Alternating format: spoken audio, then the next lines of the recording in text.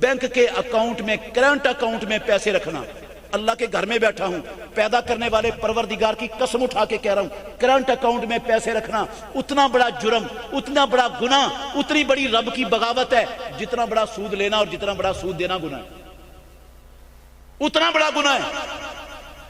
Account کو صرف transaction کی حد تک رکھنا ہے۔ آپ ملازم ہیں، آپ کی سیلری آتی ہے، آپ کی پینشن آتی ہے، آپ بین الاقوامی تاجر ہیں، آپ کے تجارتی پیسے آتے ہیں اکاؤنٹ میں، جو ہی آپ کے بینک کے اکاؤنٹ میں آپ کی رقم آئے اسی دن اٹھا لیں، بینک کو سود پر استعمال کرنے کا موقع اس حد تک آپ کی پکڑ اللہ نہیں کرے گا۔ یہ فمن استر غیر باغ ولا عاد فلا اثم علیہ میں آئیں گے۔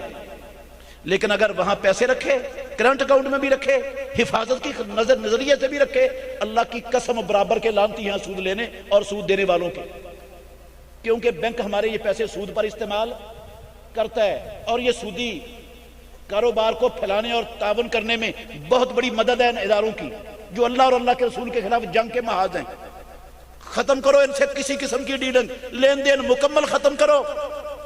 اور یہ جو قرضے مل رہے ہیں لوگوں کو گھر بنانے کے لیے، 15 لاکھ روپیہ کہتے ہیں 0% پر، سب بکواس ہے، سہولت کاری ہے یہودیوں کی آپ کو مشرک بنا کر مارنے کی، کوئی 0% نہیں۔ آپ اگر بینک سے 15 لاکھ روپیہ قرض گھر بنانے کے لیے لیتے ہیں تو آپ نے 15 لاکھ دینا ہے، لیکن آپ کی جگہ پر سود قومی خزانے سے گورنمنٹ نے ادا کرنا ہے بینک کو۔ سود چاہے آپ دیں چاہے آپ کی جگہ پر کوئی اور دے، وہ قرضہ سودی ہو گیا کہ نہیں؟ ہاں، وہ قرضہ سودی ہو گیا کہ نہیں؟ 0% کرنا ٹھیک ہے اسے؟ بھئی میں نے سود لیا ہے، میں نے قرضہ لیا ہے 15 لاکھ روپیہ، میں نے 1 روپیہ بھی اوپر نہیں دینا، میری جگہ پر سود آپ جمع کروا رہے ہو، تو کیا وہ میرا قرضہ سودی ہے کہ نہیں؟ سودی بن گیا، آپ نے میری جگہ پر سود آپ نے دے دی، سود میں دوں یا آپ دے میری جگہ پر، وہ سودی قرضہ ہے، اس کو 0% کرنا غلط ہے۔ اور میرے بھائیوں، بچ جائیں ان چیزوں سے، بچا لو اپنے ایمان کو، عقیدے کو، اپنے اعمال کو ضائع ہونے سے، سمجھیے اسلام کو سمجھیے۔ اور میرے بھائیوں، اسلام صرف آنکھیں بند کر کے لوگوں کے پیچھے چلنے کا اندھا دھند نام نہیں ہے۔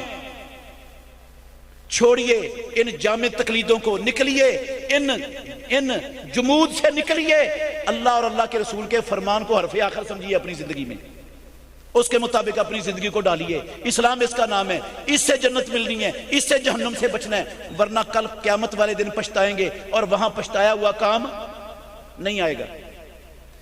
میں آپ کو توبہ کی دعوت دیتا ہوں، توبہ کر لیں، چھوڑ دیں، ختم کر دیں جو ہو گیا ہے، اور محمد الرسول اللہ کے فرمان کے سامنے میری بات آئے، کسی عالم کی آئے، کسی محدث کی آئے، کسی مفتی کی آئے، اس کی